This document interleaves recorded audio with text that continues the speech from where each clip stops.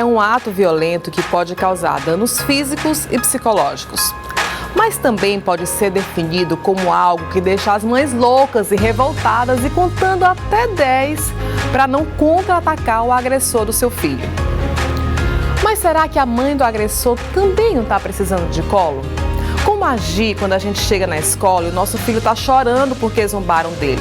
A vontade que dá é deixar o nosso instinto leoa atacar. Mas aqui a gente vai te mostrar o melhor caminho para conduzir essa situação e deixar tudo mais tranquilo. Vamos conversar com mamães, especialistas e também com adolescentes que venceram bullying. Fica aqui que o Papo Mãe está no ar.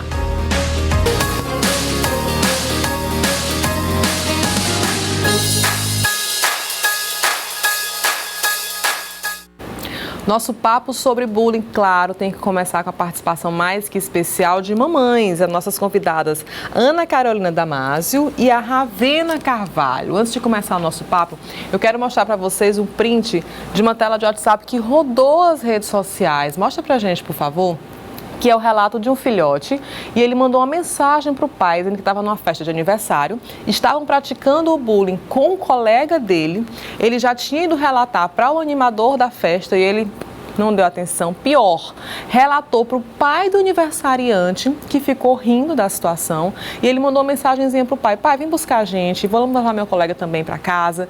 E aí o pai prontamente respondeu: tá bom, campeão, já estou te levando, estou aqui pertinho e etc. E como foi linda a situação da criança, né, de se comover com um coleguinha tão pequeno e dizer para o pai: pai, quero ir embora da festa, estão praticando bullying com o meu colega e por isso eu quero ir embora. Lindo isso, né, gente? Daquelas coisas que deixam o nosso coração assim palpitando de felicidade. Tanto você, Ana Carolina, quanto você, Ravena, tiveram situações, passaram por bullying quando vocês eram pequenas? Conta pra gente, Ana.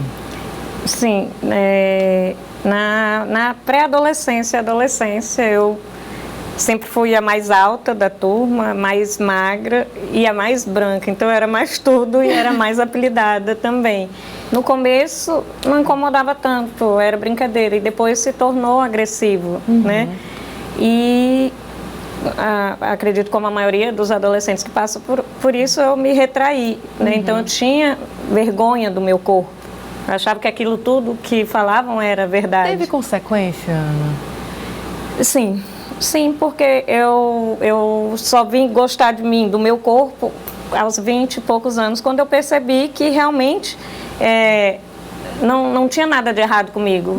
O que havia de errado era com aquelas pessoas que estavam praticando violência. Muito provavelmente eles estavam insatisfeitos, mas isso demorou bastante tempo, essa maturidade demorou bastante tempo a chegar. Foi bastante doloroso para mim enquanto adolescente, porque eu me escondia através das roupas, usava roupa mais folgada, porque eu achava que eu não gostava do meu corpo, tinha complexo mesmo. Foi você que relatou para os seus pais ou seus pais que perceberam que você estava passando por isso?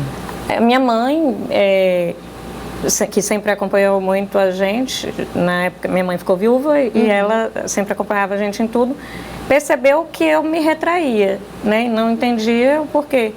E com o tempo, eu tinha 2 irmãos mais velhos e às vezes eu vestia a roupa dos meus irmãos, porque eu achava que ficava melhor em mim, porque escondia o meu corpo que não era bonito, né, na minha concepção. E aí ela começou a estranhar, a questionar, e aí eu falei que não me sentia bem, que não gostava, porque as pessoas da minha escola me diziam que eu era feia e vários apelidos. E aí ela percebeu. E aí ela esteve na escola, conversou, a situação foi minimizada, mas eu tive que aprender a enfrentar a situação, não enfrentar os agressores, sim, enfrentar a situação, não deixar que aquilo me abalasse tão diretamente. Ravena, e com você, como é que aconteceu? Comigo foram 2 aspectos, né? Um era a questão do corpo, porque quando eu comecei a entrar na pré-adolescência, já começaram a aparecer todos os sinais de que eu já estava... Eu era mais avançada, assim, o corpo, era a mama mais avantajada, começaram a aparecer os sinais. E aí começaram a querer me atingir por isso. Principalmente falando questão da mama, né? Associando, inclusive, a vaca. Ai, e outro ponto foi a questão de eu ser a CDF da sala, né? E aí tinha situações péssimas, como eu estar aqui fazendo minha prova e a colega de trás me chutando. E em muitos pontos ser isolada do... ser tirado, né? Aquela sensação de pertencimento que a gente tanto precisa quando é adolescente, né? É bem curioso, porque a gente está mostrando aqui, ela alta, magra, você inteligentíssima e sofrendo bullying por essas características. E aí, como é que foi conduzido? Você dividiu isso com a sua família? Assim, eu costumo falar de rótulos, e que rótulos são muito pesados. Um rótulo muito forte que caiu sobre mim foi a questão de eu ser a mais séria, de eu ter que ser a mais corajosa. Então, acabou que eu não compartilhei com mãe, com pai. Meu pai tinha muita limitação, acompanhava pouco a vida escolar da gente. E a minha mãe, apesar de professora, também não acompanhava tão a fundo, né? Sempre trabalhou muito para sustentar 4 filhos. Então, ela teve essas limitações. Então, acabou que eu não compartilhei diretamente com eles esses desconfortos que aconteciam na escola. E acabou que não aconteceu nenhuma intervenção direta sobre essa situação. Alguém da escola nunca percebeu o que estava acontecendo? Você se reportou a alguém da escola também, não? Eu não me recordo disso. Posso estar pecando por falar isso agora, mas eu não me recordo. Inclusive, era eu e mais outra colega que éramos consideradas nerds e tudo, e às vezes a escola, alguns professores encorajavam essa disputa, né? Sim. Mas não era totalmente pro bem, não era totalmente pro bem, porque as duas acabavam ficando isoladas. Entendi. E ser tirada essa sensação de pertencimento. A gente foi lá no consultório da doutora Carla Fernanda, beijo, doutora maravilhosa, para conversar sobre esse assunto. Vamos ver. Gente, olha que espaço mais lindo e lúdico nós estamos. E olha que pessoa maravilhosa, amada que nós estamos aqui, doutora Carla Fernanda. Minha sócia. Doutora sócia. Doutora, nos nossos estúdios nós estamos conversando com mães e profissionais, estamos falando sobre bullying. Normalmente a atenção sempre vai para a criança que é agredida, como é que ela sofre, como a mãe deve lidar. E aí a gente despertou para a possibilidade de pensar na figura do agressor, que é aquela criança que vai chegar, você é isso, você é aquilo.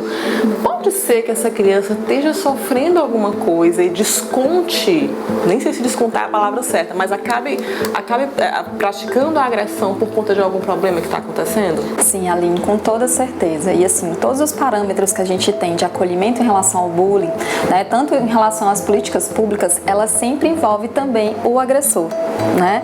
Ela nunca é só para a criança vítima, porque as duas são crianças, né? A gente fala de bullying, a gente fala de um contexto muito escolar. Sim. Né? Então, assim, a gente tem que atentar para eles também. Tem uma correlação muito forte entre as crianças que praticam o bullying, né, com características familiares. Então, por exemplo, crianças que têm uma situação de violência em casa, crianças que têm situação de negligência extrema, muitas vezes, né? Crianças que têm a sensação de abandono. Então, esses contextos familiares conflituosos, eles influenciam sim. E isso pode ser, sim, só um reflexo, né, do que ele já aprendeu nessa história familiar. E aí, o praticante do bullying faz isso com outra pessoa que geralmente é mais frágil, ou em habilidades, ou fisicamente, né? Ele acaba descontando, sim, essa relação que ele tem nessa vítima. Então, é bom ficar atenta, né? Se seu filho pratica bullying, deve ser alguma coisa que está acontecendo que aí ele acaba praticando essa ação. Próximo bloco eu quero saber por que no passado as pessoas faziam isso com a gente e aí todo mundo cresceu e tal, ficou tudo bem, não era dada tanta importância e por que agora o bullying está com essa proporção que foi tomada. Fique aí que a gente volta já já. Antes de voltar com a doutora Carla, eu quero comentar aqui como é que você superou tudo isso, Ravena? Você fez terapia, tudo passou, ainda você acha que ficou alguma sequela? Conta pra gente. A grande sequela foi baixa autoestima. A sua baixa autoestima, né? Me levou. Desculpa. Sim, mãe. Me levou a ter relacionamentos abusivos.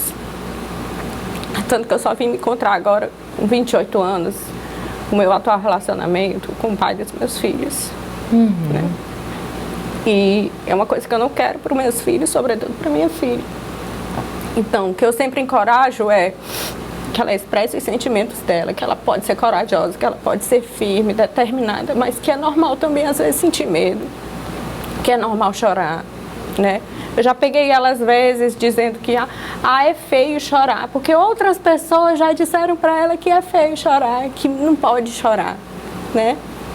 E aí eu tenho como prioridade a criação dos meus filhos que eles saibam se expressar e que sempre possam achar que eu sou ponto de confiança, o pai. Isso é fantástico, a criança poder confiar nos pais e saber que vão ser conduzidos da melhor forma possível. Isso tanto a gente já falou várias vezes aqui, com abuso sexual, com tantas outras situações, um diálogo aberto, a criança poder saber que ela vai poder desabafar com o pai, o que quer que esteja acontecendo, claro, pai e mãe, é uma das coisas mais nobres na educação familiar, né?